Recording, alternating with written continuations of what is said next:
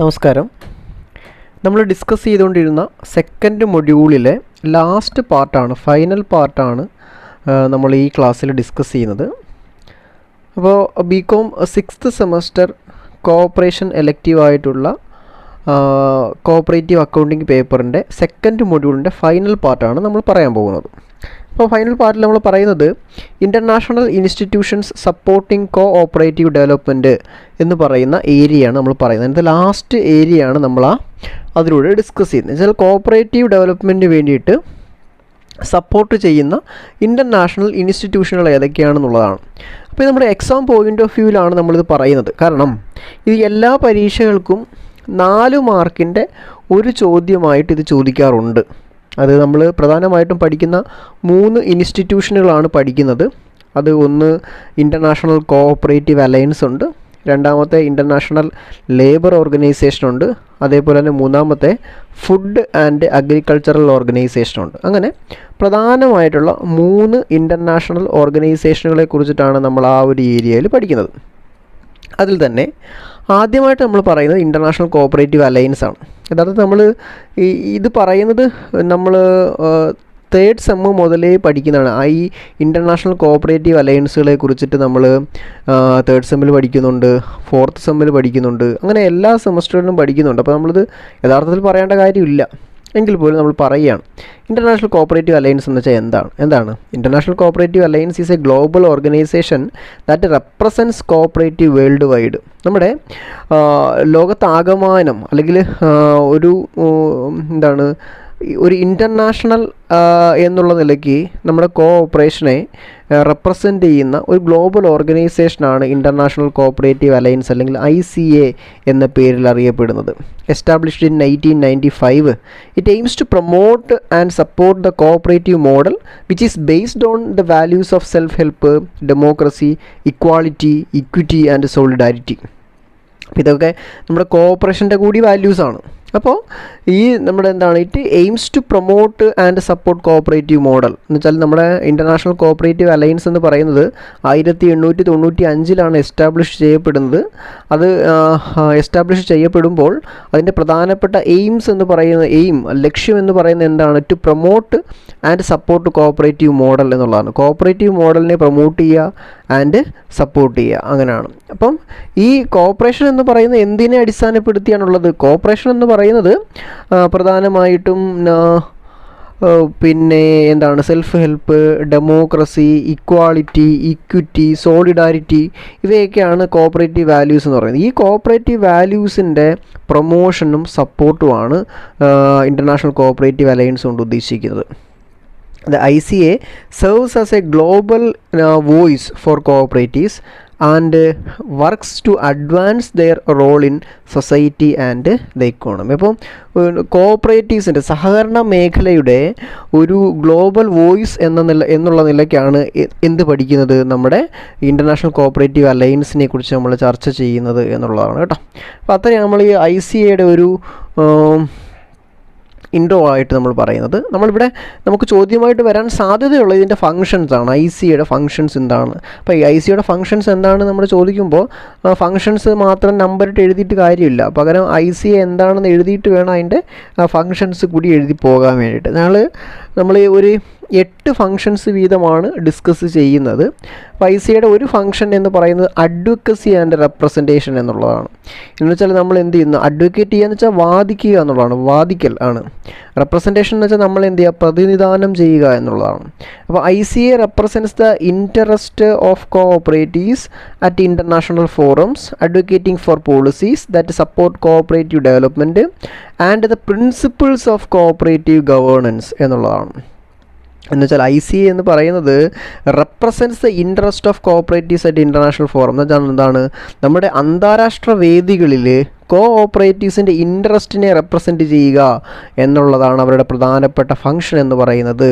Advocating for policies that support cooperative development, നമ്മുടെ സഹകരണ വികസനത്തിൻ്റെ അല്ലെങ്കിൽ അതിൻ്റെ വളർച്ചയ്ക്ക് വേണ്ടിയിട്ടുള്ള പോളിസീസ്, ആ പോളിസീസിനെ എന്ത് ചെയ്യുക? സപ്പോർട്ട് ചെയ്യുക എന്നുള്ളത് അവരുടെ ഒരു പ്രധാനപ്പെട്ട ഫംഗ്ഷനാണ്. And the principles of cooperative governance. അപ്പം കോഓപ്പറേറ്റീവ് ഗവേണൻസിൻ്റെയും അതേപോലെ കോഓപ്പറേറ്റീവ് ഡെവലപ്മെൻറ്റിനെയും സപ്പോർട്ട് ചെയ്യുക എന്നുള്ള ഫംഗ്ഷൻ കൂടി ഉണ്ട്. രണ്ടാമത് സ്റ്റാൻഡേർഡ്സ് ആൻഡ് ഗൈഡ് ലൈൻസ് ആണ്. എന്ന് വെച്ചാൽ ഒരു സ്റ്റാൻഡേർഡ് അല്ലെങ്കിൽ ഒരു ഗൈഡ് ലൈൻ സെറ്റ് ചെയ്യുന്നുണ്ട് ഈ ICA എന്ന് പറയുന്നത്. എന്തുമായിട്ട് ബന്ധപ്പെട്ട്? കോഓപ്പറേറ്റീവ് വാല്യൂസുമായിട്ട് ബന്ധപ്പെട്ട്. അപ്പോൾ it develops and promotes international standards and guidelines for cooperative organisation to ensure they operate in line with cooperative values. എന്ന് വെച്ചാൽ ഒരു കോഓപ്പറേറ്റീവ് വാല്യൂസ് ഉണ്ട്. നമ്മൾ പറഞ്ഞതുപോലെ തന്നെ എന്തൊക്കെയാണ് കോഓപ്പറേറ്റീവ് വാല്യൂസ്? ഏതൊക്കെയാണ്? Self help, democracy, equality, equity and solidarity. അപ്പോൾ ഇത്തരം കോഓപ്പറേറ്റീവ് വാല്യൂസുമായിട്ട് ബന്ധപ്പെട്ട് തന്നെയാണോ, അല്ലെങ്കിൽ ഈ ഇത്തരം കോഓപ്പറേറ്റീവ് വാല്യൂസുമായിട്ട് ഇഴുകിച്ചേർന്ന് തന്നെയാണോ നമ്മുടെ കോഓപ്പറേറ്റീവ് ഓർഗനൈസേഷനുകൾ പ്രവർത്തിക്കുന്നത് എന്ന് തിരിച്ചറിയാൻ വേണ്ടിയിട്ട് ഉള്ള ഇൻ്റർനാഷണൽ സ്റ്റാൻഡേർഡുകളും ഗൈഡ് ലൈനുകളെയും ഡെവലപ്പ് ചെയ്യുകയും പ്രൊമോട്ട് ചെയ്യുകയും ചെയ്യണം എന്നുള്ളതാണ്. മൂന്നാമത്തെ കപ്പാസിറ്റി ബിൽഡിംഗ് ആൻഡ് സപ്പോർട്ടാണ്. അത് ICA offers training, technical assistance and resource to strengthen cooperatives globally, helping them enhance their efficiency, sustainability and social impact. അപ്പോൾ ICA എന്ന് പറയുന്നത് എന്തൊക്കെ ഓഫർ ചെയ്യുന്നുണ്ട്? ട്രെയിനിങ് ഓഫർ ചെയ്യുന്നുണ്ട്, ടെക്നിക്കൽ അസിസ്റ്റൻസ് ഓഫർ ചെയ്യുന്നുണ്ട്, റിസോഴ്സുകൾ ഓഫർ ചെയ്യുന്നുണ്ട്. എന്തിനു വേണ്ടിയിട്ടാണ്? To strengthen cooperatives globally. നമ്മുടെ ഗ്ലോബലി നോക്കുമ്പോൾ കോഓപ്പറേറ്റീവ്സിനെ എന്ത് ചെയ്യാൻ വേണ്ടിയിട്ട്? സ്ട്രെങ്തൻ ചെയ്യാൻ വേണ്ടിയിട്ട്, ശക്തിപ്പെടുത്തുവാൻ വേണ്ടിയിട്ട്. Helping them enhance their efficiency. അവരുടെ എഫിഷ്യൻസി വർദ്ധിപ്പിക്കുവാൻ വേണ്ടിയുള്ള സഹായം കൊടുക്കുന്നു. അതിൻ്റെ സസ്റ്റൈനബിലിറ്റി വർദ്ധിപ്പിക്കാൻ വേണ്ടിയിട്ടുള്ള സഹായങ്ങൾ കൊടുക്കുന്നു. അതേപോലെ ആ ഒരു സ്ഥാപനം കൊണ്ട് അല്ലെങ്കിൽ ആ ഒരു സെക്ടർ കൊണ്ടുള്ള സോഷ്യൽ ഇമ്പാക്റ്റ്, ആ സോഷ്യൽ ഇമ്പാക്റ്റ് വർദ്ധിപ്പിക്കാൻ വേണ്ടിയിട്ടുള്ള എന്ത് കൊടുക്കുന്നു? സപ്പോർട്ട് കൊടുക്കുന്നു എന്നുള്ളതാണ്. നാലാമത്തെ പോയിന്റ് നെറ്റ്വർക്കിംഗ് ആൻഡ് കൊളാബറേഷൻ എന്ന് വെച്ചാൽ എന്താണ്? It connect cooperatives across the world. അതാണ് നെറ്റ്വർക്കിംഗ് എന്ന് പറയുന്നത്. ഈ ലോകത്താകമാനമുള്ള അല്ലെങ്കിൽ ലോകത്ത് ചുറ്റുമുള്ള കോഓപ്പറേറ്റീവ്സിനെ എന്ത് ചെയ്യുന്നു? ഒരു വലയിലെ കണ്ണികളെ പോലെ എന്ത് ചെയ്യുന്നു? ചേർത്ത് പിടിക്കാനെ കൊണ്ട് ആര് സഹായിക്കും? ICA സഹായിക്കും. Fostering collaboration and the exchange of knowledge and best practices. അപ്പോൾ ഇങ്ങനെ ഒരു കോഓപ്പറേഷൻ ഉണ്ടാകുന്നത് കൊണ്ട്, അല്ലെങ്കിൽ ഇങ്ങനൊരു കണക്ഷൻ ഉണ്ടാകുന്നത് കൊണ്ട് തന്നെ അതുമായിട്ട് ബന്ധപ്പെട്ട എല്ലാത്തരം നോളജും അല്ലെങ്കിൽ അവിടുത്തെ ബെസ്റ്റ് പ്രാക്ടീസസും ഒക്കെ നമുക്ക് എന്ത് ചെയ്യാൻ പറ്റും? എക്സ്ചേഞ്ച് ചെയ്യാൻ കഴിയും എന്നുള്ളതാണ് ആ ഒരു പോയിന്റിൽ പറയുന്നത്. അടുത്തതായിട്ട് പറയുന്നത് റിസർച്ച് ആൻഡ് ഡേറ്റ എന്നുള്ളതാണ്. The ICA conducts research on the cooperative sector and gather data to highlight the social, economical and environmental contributions of cooperatives globally. Research and data എന്ന് പറയുന്നത് ICA കോഓപ്പറേറ്റീവ് സെക്ടറുമായിട്ട് ബന്ധപ്പെട്ട് എന്ത് നടത്താറുണ്ട്? റിസർച്ചുകൾ കണ്ടക്ട് ചെയ്യാറുണ്ട്.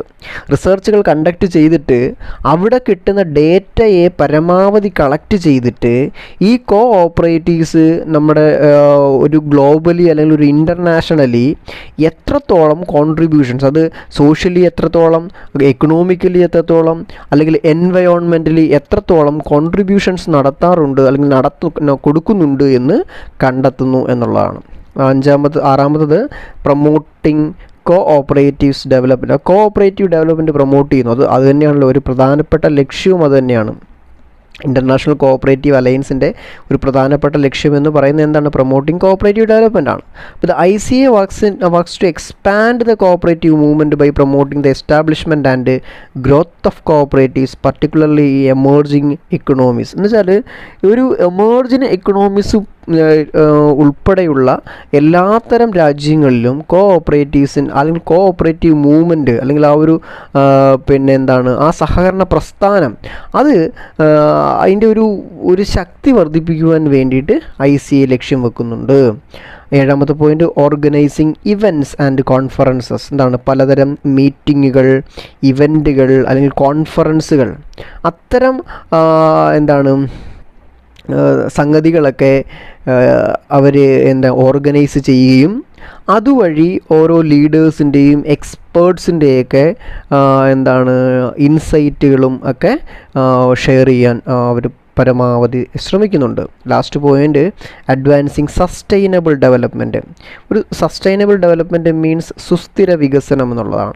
The ICA advocates for role of cooperatives in achieving sustainable development goals by promoting social and economic inclusion, environmental sustainability and local development. എന്ന് വെച്ചാൽ local ഡെവലപ്മെൻറ്റിലൂടെയും environmental സസ്റ്റൈനബിലിറ്റിയിലൂടെയും ഒക്കെ ഈ ICA എന്ന് പറയുന്ന സംഘടന എന്ത് ചെയ്യുന്നുണ്ട്, ഒരു സസ്റ്റൈനബിൾ ഡെവലപ്മെൻറ്റ് ഗോൾസ് അത് അച്ചീവ് ചെയ്യാൻ വേണ്ടി ശ്രമിക്കുന്നുണ്ട് എന്നുള്ളതാണ്. അപ്പം ICA ശ്രമിക്കുന്നത് എന്ന് വെച്ചാൽ നമ്മുടെ ലോകത്ത് ആകമാനം എന്തുണ്ടാവണം, ഒരു സസ്റ്റൈനബിൾ ഡെവലപ്മെൻറ്റ് ഉണ്ടാകണം എന്നുള്ളതാണ്. അത് ഏതിൻ്റെയൊക്കെ ആവാം, അത് ബോത്ത് സോഷ്യൽ ആൻഡ് ഇക്കണോമിക് ആണ്. സോഷ്യലിയും ആ ഒരു സസ്റ്റൈനബിൾ ഡെവലപ്മെൻറ്റ് ഉണ്ടാവണം, അതേപോലെ തന്നെ ഇക്കണോമിക്കലിയും സസ്റ്റൈനബിൾ ഡെവലപ്മെൻറ്റ് ഉണ്ടാവണം എന്നുള്ളതാണ്. അത് നമ്മൾ പ്രധാനമായിട്ടും 8 ഫങ്ഷൻസ് ആണ് പറഞ്ഞത്. ഒന്ന് അഡ്വക്കസി ആൻഡ് റെപ്രസെൻറ്റേഷൻ, രണ്ടാമത്തെ സ്റ്റാൻഡേർഡ്സ് ആൻഡ് ഗൈഡ് ലൈൻസ്, മൂന്നാമത്തെ കപ്പാസിറ്റി ബിൽഡിങ്, നാലാമത്തത് നെറ്റ്വർക്കിംഗ് ആൻഡ് കൊളാബറേഷൻ, അതേപോലെ തന്നെ അഞ്ചാമതായിട്ട് പറയുന്നത് research and data, 6 promoting cooperative development, 7 organising events and conferences, 8 advancing sustainable development എന്നുള്ളതാണ്. ഇനി രണ്ടാമതായിട്ട് നമ്മൾ ഡിസ്കസ് ചെയ്യുന്ന ആ സംഘടന, ഇൻ്റർനാഷണൽ സംഘടന എന്ന് പറയുന്നത് international labour ഓർഗനൈസേഷനാണ്.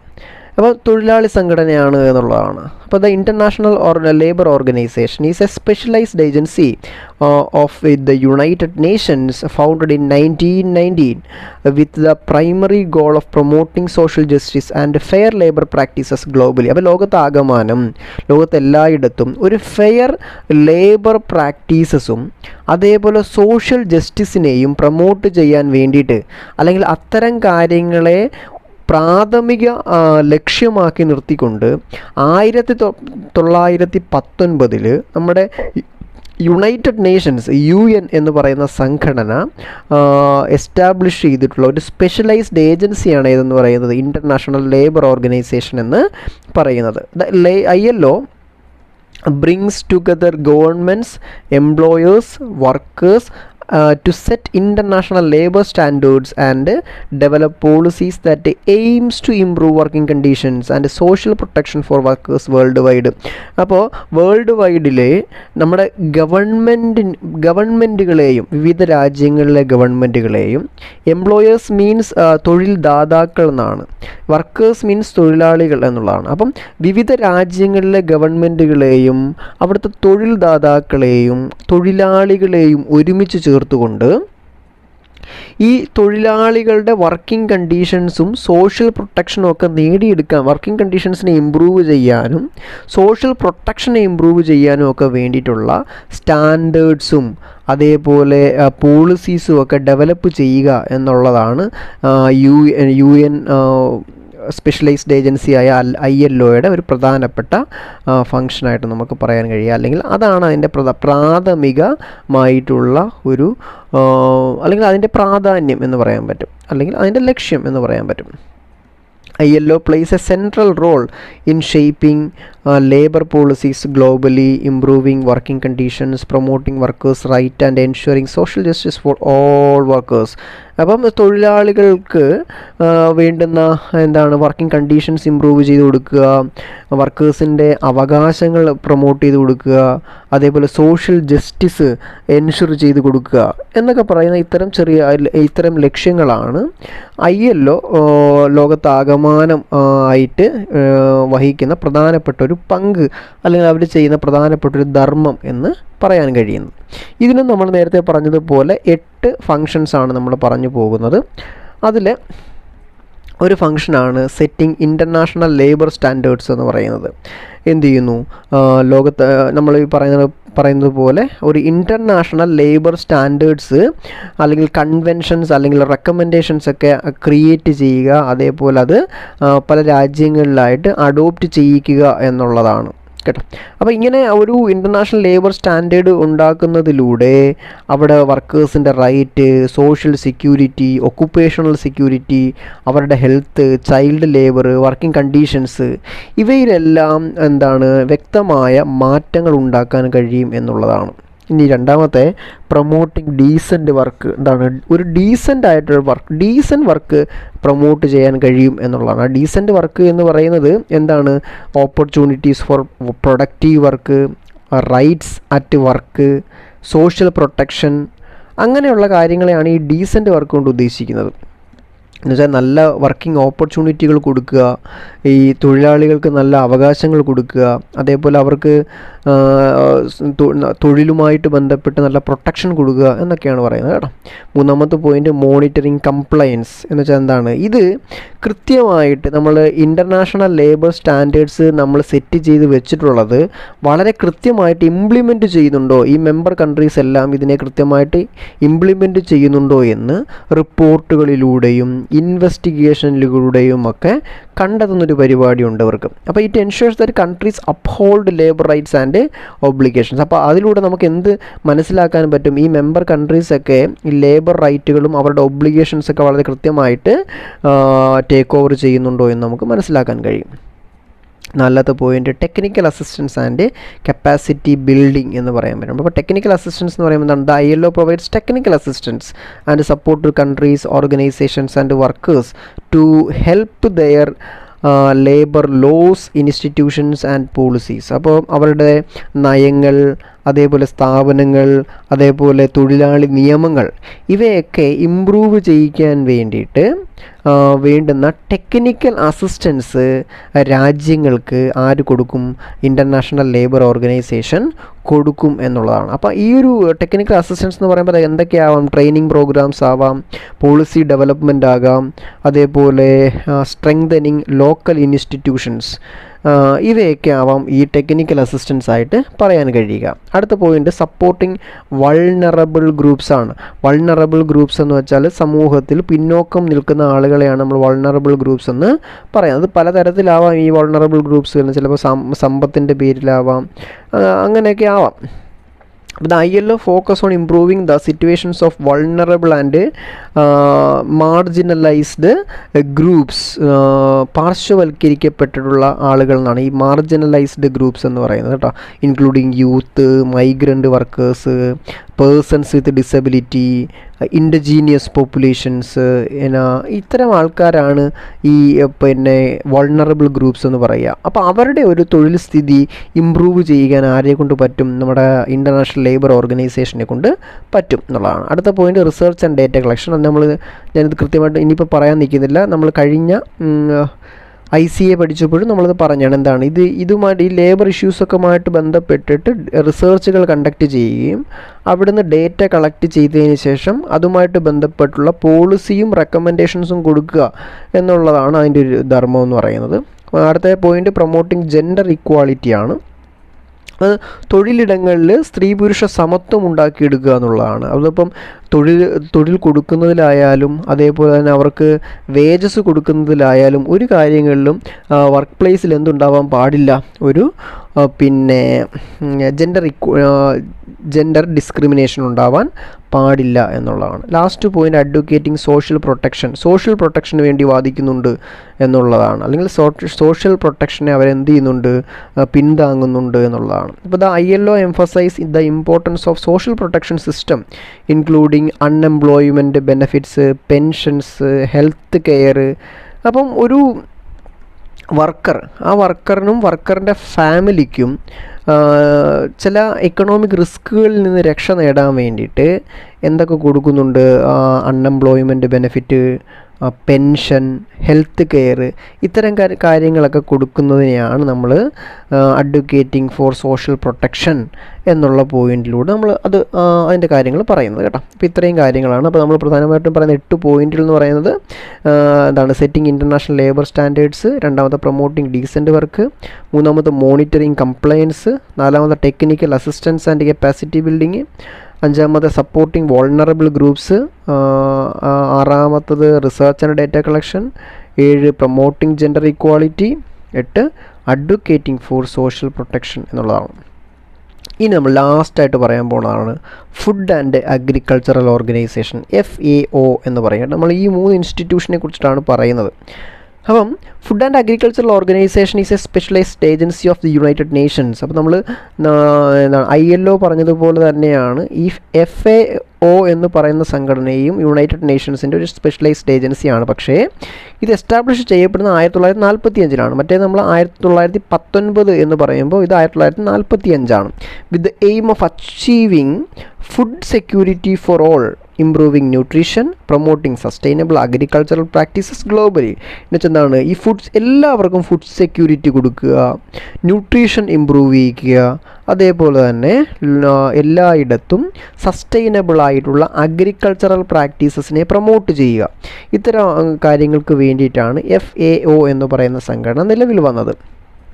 The FAO works towards eradicating hunger, reducing poverty and improving agricultural productivity and sustainability. അപ്പം FAO എന്ന് പറയുന്ന ആ സംഘടന എന്തിനു വേണ്ടി വർക്ക് ചെയ്യുന്നു? ഇറാഡിക്കേറ്റിംഗ് ഹങ്കർ എന്നാണ്, വിശപ്പില്ലാതാക്കുക. റെഡ്യൂസിങ് പോവർട്ടി എന്നാണ്, പോവർട്ടി കുറയ്ക്കുക.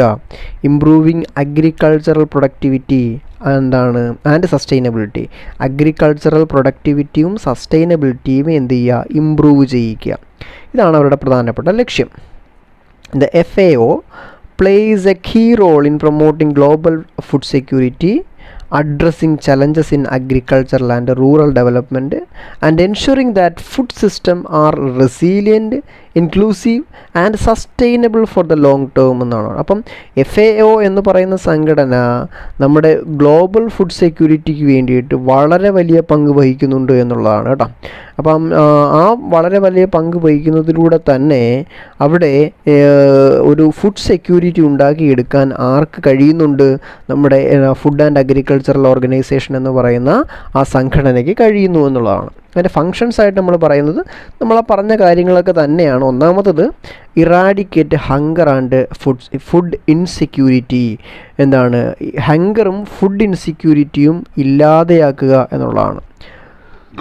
അത് അധികമായിട്ടൊന്നും പറയാൻ കഴിയുന്നില്ല. നമ്മൾ എന്താണ് അത്യാവശ്യം വേണ്ടുന്ന ഫുഡ് സെക്യൂരിറ്റി കൊടുക്കുക എന്നുള്ളതാണ്. അപ്പോൾ ഹങ്കർ, മാൾ ന്യൂട്രീഷൻ, ഫുഡ് ഇൻസെക്യൂരിറ്റിയൊക്കെ കുറച്ചുകൊണ്ട് ഈ ഫുഡിൻ്റെ ഒരു അവൈലബിലിറ്റിയും ആക്സസും അഫോർഡബിലിറ്റിയും എല്ലാ ജനവിഭാഗങ്ങൾക്കും എത്തിച്ചു കൊടുക്കുക എന്നുള്ളതാണ്. രണ്ടാമത്തത് ഇംപ്രൂവ് അഗ്രികൾച്ചറൽ പ്രൊഡക്ടിവിറ്റി ആൻഡ് സസ്റ്റൈനബിലിറ്റിയാണ്. അപ്പോൾ അഗ്രികൾച്ചറൽ പ്രൊഡക്ടിവിറ്റിയും സസ്റ്റൈനബിലിറ്റിയും ഇംപ്രൂവ് ചെയ്യിക്കുക എന്നുള്ളതാണ് കേട്ടോ. അപ്പോൾ ഈ അഗ്രികൾച്ചറൽ പ്രൊഡക്ടിവിറ്റി കൂട്ടുവാൻ വേണ്ടിയിട്ടും സസ്റ്റൈനബിലിറ്റി കൂട്ടുവാൻ വേണ്ടിയിട്ടുമൊക്കെ എന്ത് കൊടുക്കുന്നു? ടെക്നിക്കൽ അസിസ്റ്റൻസ് കൊടുക്കുന്നു, റിസർച്ച് കണ്ടക്ട് ചെയ്യുന്നു, എക്സ്പെർട്ടൈസ് കൊടുക്കുന്നു.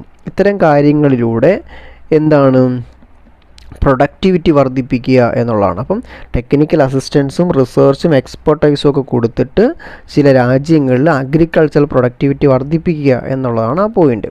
മൂന്നാമത്തെ point promote sustainable agricultural development. സുസ്ഥിരമായ കാർഷിക വികസനം ഉറപ്പുവരുത്തുക അല്ലെങ്കിൽ അതിനെ പ്രൊമോട്ട് ചെയ്യുക എന്നുള്ളതാണ്. അപ്പോൾ എങ്ങനെയാണ് നമുക്ക് ആ ഒരു സസ്റ്റൈനബിൾ അഗ്രികൾച്ചറിനെ ഡെവലപ്മെൻറ്റിനെ പ്രൊമോട്ട് ചെയ്യാൻ കഴിയുക? അങ്ങനെയാണെന്ന് വെച്ചാൽ it support sustainable agricultural practices that protect ecosystem, reduce environmental degradation and promote the efficient use of resources like land, water, energy. എന്ന് വെച്ചാൽ നമ്മുടെ എക്കോസിസ്റ്റത്തെ പ്രൊട്ടക്റ്റ് ചെയ്യുകയും എൻവയോൺമെൻറ്റൽ ഡീഗ്രഡേഷൻ അത് കുറയ്ക്കുകയും അതേപോലെ promote efficient use of resources, നമ്മുടെ റിസോഴ്സുകളുടെ എഫിഷ്യൻ്റ് ആയിട്ടുള്ള യൂസിനെ promote ചെയ്യുകയും ചെയ്യുന്നതിലൂടെ നമുക്ക് സസ്റ്റൈനബിൾ ആയിട്ടുള്ള അഗ്രികൾച്ചറൽ ഡെവലപ്മെൻറ്റിനെ പ്രൊമോട്ട് ചെയ്യാൻ കഴിയും എന്നാണ് ആ പോയിന്റിൽ പറയുന്നത്. നാലാമത്തെ point develop and implement international food standards. അപ്പം ഇൻ്റർനാഷണൽ ഫുഡ് സ്റ്റാൻഡേർഡ്സിനെ ഡെവലപ്പ് ചെയ്യുക, അതിനെ ഇംപ്ലിമെൻറ്റ് ചെയ്യുക, അതാണ് അതിൽ പറയുന്നത്. അപ്പോൾ the FAO sets international standards and food safety, quality and trade, working alongside the World Health Organization to ensure that food products meet safety guidelines and are free from harmful contaminants അപ്പം ഈ FAO എന്ന് പറയുന്ന സംഘടന world health ഓർഗനൈസേഷനുമായി ചേർന്നുകൊണ്ട് ഫുഡിന് കൃത്യമായിട്ടുള്ള സേഫ്റ്റിയും ക്വാളിറ്റിയും അതിൻ്റെ ട്രേഡും എല്ലാം കൃത്യമായിട്ട് ഉള്ള ഒരു ഇൻ്റർനാഷണൽ സ്റ്റാൻഡേർഡ്സ് സെറ്റ് ചെയ്യുന്നു. എന്നിട്ട് ഈ ഫുഡിന് കൃത്യമായിട്ടുള്ള സേഫ്റ്റി ഗൈഡ് ലൈൻസുകളും അത്തരം ഫുഡിനകത്ത് ഹാംഫുൾ ആയിട്ടുള്ള ഒരു പദാർത്ഥങ്ങളും അടങ്ങിയിട്ടില്ല എന്ന് ഉറപ്പുവരുത്തുകയും ചെയ്യുന്നു എന്നുള്ളതാണ്. അടുത്ത point, policy advice and capacity building. എന്താണ് പോളിസി അഡ്വൈസ് ചെയ്യുന്നു? ഈ food and agricultural organisation offers policy advice and technical assistance. എന്താണ് രാജ്യങ്ങൾക്കും അല്ലെങ്കിൽ രാജ്യങ്ങളിലെ ഗവൺമെൻറ്റുകൾക്ക് പോളിസി അഡ്വൈസുകളും ടെക്നിക്കൽ അസിസ്റ്റൻസും ആര് പ്രൊവൈഡ് ചെയ്യും? ഫുഡ് ആൻഡ് അഗ്രികൾച്ചറൽ ഓർഗനൈസേഷൻസ് എന്ത് ചെയ്യുന്നു? പ്രൊവൈഡ് ചെയ്യുന്നു എന്നുള്ളതാണ്. അപ്പോൾ എന്തിനൊക്കെ വേണ്ടിയിട്ടാണ്? സ്ട്രെങ്തൻ അഗ്രികൾച്ചറൽ ഇൻസ്റ്റിറ്റ്യൂഷൻസിനെ സ്ട്രെങ്തൻ ചെയ്യാൻ വേണ്ടിയിട്ട്, ഇംപ്രൂവ് റൂറൽ ലൈവ്ലിഹുഡിനെ ഇംപ്രൂവ് ചെയ്യിക്കാൻ വേണ്ടിയിട്ട്, അതേപോലെ തന്നെ create policies that enhance food security and sustainable ഡെവലപ്മെൻറ്റിനും ഫുഡ് സെക്യൂരിറ്റിയും എൻഹാൻസ് ചെയ്യുന്ന തരത്തിലുള്ള പോളിസി ക്രിയേറ്റ് ചെയ്യാൻ. അപ്പോൾ ഇതിനൊക്കെ വേണ്ടിയിട്ടാണ് ഈ പോളിസി അഡ്വൈസും കപ്പാസിറ്റി ബിൽഡിങ്ങും പ്രൊവൈഡ് ചെയ്യുന്നത്. അഞ്ചാമത്തെ പോയിൻ്റ്, ഫെസിലിറ്റേറ്റ് ഇൻ്റർനാഷണൽ കോഓപ്പറേഷൻ. എന്താണ് ഈ FAO food and agricultural organisation വഴി ഈ ഫുഡും അഗ്രികൾച്ചറൽ ഇഷ്യൂസുമായിട്ട് ബന്ധപ്പെട്ട് ഒരു ഇൻ്റർനാഷണൽ കോഓപ്പറേഷൻ ഉണ്ടാക്കിയെടുക്കും എന്നുള്ളതാണ്. എന്നുവെച്ചാൽ രാജ്യങ്ങൾക്കിടയിൽ എന്തുണ്ടാക്കിയെടുക്കുന്നു? ഒരു വലിയ സഹകരണം ഉണ്ടാക്കിയെടുക്കുന്നു. അതുവഴി നമ്മുടെ ഹങ്കർ, ക്ലൈമറ്റ് ചേഞ്ച്, കോൺഫ്ലിക്റ്റുകൾ, അങ്ങനെയുള്ള എല്ലാ കാര്യങ്ങളെയും നമുക്ക് എന്ത് ചെയ്യാൻ പറ്റും? ഇറാഡിക്കേറ്റ് ചെയ്ത് കളയാൻ പറ്റും. ഇനി ഏഴാമത്തെ point, promote rural development and livelihoods. നമ്മൾ റൂറൽ ഡെവലപ്മെൻറ്റും ലൈവ്ലിഹുഡ്സിനെയും നമുക്ക് എന്ത് ചെയ്യാൻ പറ്റും? പ്രൊമോട്ട് ചെയ്യാൻ കഴിയും. എങ്ങനെയാണത് പ്രൊമോട്ട് ചെയ്യുന്നത്? എങ്ങനെയാണെന്ന് ചോദിച്ചാൽ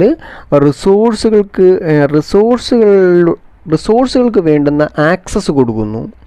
എന്ന് വെച്ചാൽ എല്ലാ ആളുകൾക്കും, ഈ ഗ്രാമപ്രദേശങ്ങളിൽ അധിവസിക്കുന്ന എല്ലാവർക്കും ഭക്ഷണങ്ങൾ എത്തിച്ചു കൊടുക്കുക എന്നുള്ളതാണ്, അല്ലെങ്കിൽ അതിന് വേണ്ടുന്ന ആക്സസ് ഉണ്ടാക്കി കൊടുക്കുക എന്നുള്ളതാണ്. ടെക്നോളജി, എഡ്യൂക്കേഷൻ, മാർക്കറ്റ്, ഇവയെല്ലാം ആർക്ക് കയ്യെത്തും ദൂരത്തുണ്ടാക്കി കൊടുക്കണം? ഈ റൂറൽ ആയിട്ടുള്ള ലൈവ്ലിഹുഡിന് കൊടുക്കാൻ കഴിയണം. It seeks to increase income level and reduce poverty. എന്താണ്? അവരുടെ ഇൻകം ലെവൽ കൂട്ടുകയും പോവർട്ടി കുറയ്ക്കുകയും വേണം. മനസ്സിലായോ? അങ്ങനെ അവരുടെ വർദ്ധിപ്പിക്കാൻ കഴിയത്തുള്ളൂ? അവരുടെ സ്റ്റാൻഡേർഡ് ഓഫ് ലിവിങ് വർദ്ധിപ്പിക്കാൻ കഴിയത്തുള്ളൂ. ലാസ്റ്റ് പോയിൻ്റാണ്, support fisheries and forestry management. ഫിഷറീസിനെയും ഫോറസ്ട്രി മാനേജ്മെൻറ്റിനെയും സപ്പോർട്ട് ചെയ്യുന്നുണ്ട്? Food and agricultural organisation support ചെയ്യുന്നുണ്ട് എന്നുള്ളതാണ്. അപ്പോൾ അവർക്ക് വേണ്ടുന്ന അല്ലെങ്കിൽ അത്യാവശ്യമായിട്ടുള്ള കാര്യങ്ങളും അതേപോലെ തന്നെ ബയോഡൈവേഴ്സിറ്റിയും എക്കോസിസ്റ്റവും പ്രൊട്ടക്റ്റ് ചെയ്യാൻ വേണ്ടിയുള്ള കാര്യങ്ങളൊക്കെ ആര് കൊടുക്കും എന്നുള്ളതാണ്? ഫുഡ് ആൻഡ് അഗ്രികൾച്ചറൽ ഓർഗനൈസേഷൻസ് കൊടുക്കുമെന്നുള്ളതാണ്. അപ്പോൾ ഫുഡ് ആൻഡ് അഗ്രികൾച്ചറൽ ഓർഗനൈസേഷൻ FAOയുടെ പ്രധാനപ്പെട്ട 8 ഫംഗ്ഷനുകൾ എന്ന് പറയുന്നത് എന്തൊക്കെയാണ്? Eradicate hunger and food insecurity, improve agricultural productivity and sustainability, promote sustainable agricultural development, അതേപോലെ development, implement international food standards, policy advice and capacity building, facilitate international cooperation, protect rural development and livelihoods, last point support fisheries and forestry management എന്നുള്ളതാണ് കേട്ടോ.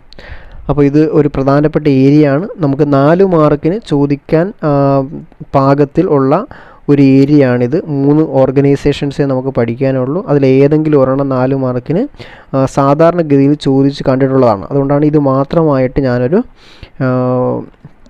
Video ആയിട്ട് ചെയ്യാനുള്ള കാരണം. Okay, ഇനി നമുക്കൊരു problem മൊഡ്യൂളാണുള്ളത്. ഒരു final accounts എന്നാണ് ആ മൊഡ്യൂളിൻ്റെ പേര്. അത് ഒരു 2 ദിവസത്തിനുള്ളിൽ തന്നെ അതിൻ്റെ ഫസ്റ്റ് പാർട്ട് ഞാൻ അപ്ലോഡ് ചെയ്യുന്നതായിരിക്കും.